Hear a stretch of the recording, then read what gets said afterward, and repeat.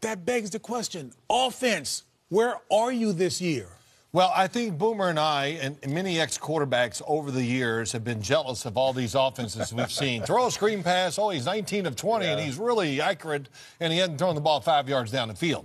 But here's why I think. You're not bitter about that, are you? Yeah, well, a little bit. It's okay.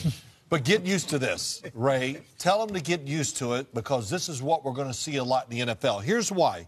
The speed of the defenses is at an all-time high. So, when you're running a running play sometimes, you got to knock them down twice to get 10 yards because these guys can get up and still chase you down. I watched the Giants play Detroit last night. Detroit knocked everybody down the front, and they got a 2-yard gain because Landon Collins came up from out of nowhere and made the tackle. Now, here's the biggest reason of all, I think. The offensive lines. And I know there's a lot we're going to talk about, but why do you play offensive line? You're mainly there because you're not good enough to play on the defense.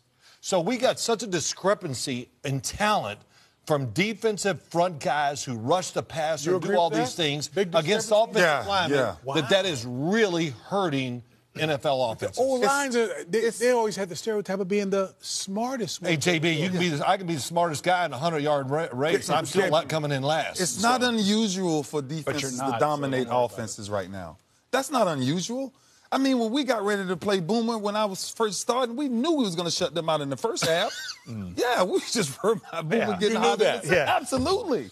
No, but the point is, you think about, you have to figure defenses out. Quarterbacks have to figure us out. Right. And in the first couple of weeks, defensive ends are just beating our left tackles, right tackles. There's no science in that. Right, Von Miller's is just better than the left tackle or whoever's trying to block him. So when you think about the injuries, when you think about the lack of preseason reps, when you think about the continuity of offensive linemen, that does not exist anymore. You don't have those lines that's been around 7, 8, 9, 10 Can't years. keep them together. You can't keep them together. Yeah, but I would say this. The bad teams offensively do have problems with the offensive line. There's no question about that. I think the practice limitations in the summer is a big reason for that. Many coaches believe that's the case. There's no continuity there. But I also will say this.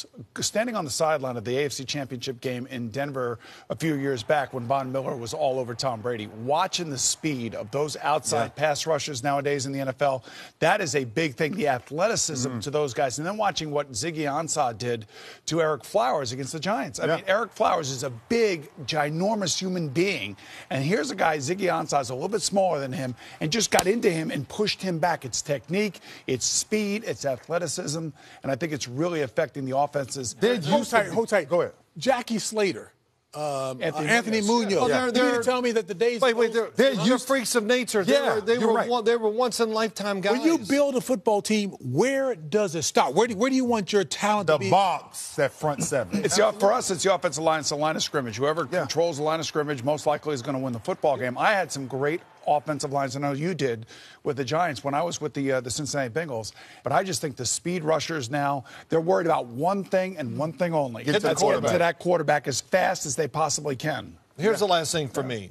One, if I was a head coach, which I'm never going to be, the first person I would hire would be my line coach because that's how important I think they are to the football team. Yep. Ray, you said it, hard to have success if you have an average or below average offensive line. Yep. And let's don't discount this. College football, it's flag football. That's all it is. I mean, nobody hits anybody. Let's spread it out and, look at this offense. And, 49 to 48 every game. And that is really hurting the NFL because these linemen come into the league, and I see them all the time. And I can name some right now. I'm not going to. Okay. They don't have the physicalness to play in the NFL. It takes years to develop that. You take a lot of smart quarterbacks in this game. Tom Brady, Drew Brees, all of these guys. Those are the only guys that's going to beat a dominant pass rush. Hey, but no less emphasis on the line, though, right? That's right. By coaches. No. Okay, all right.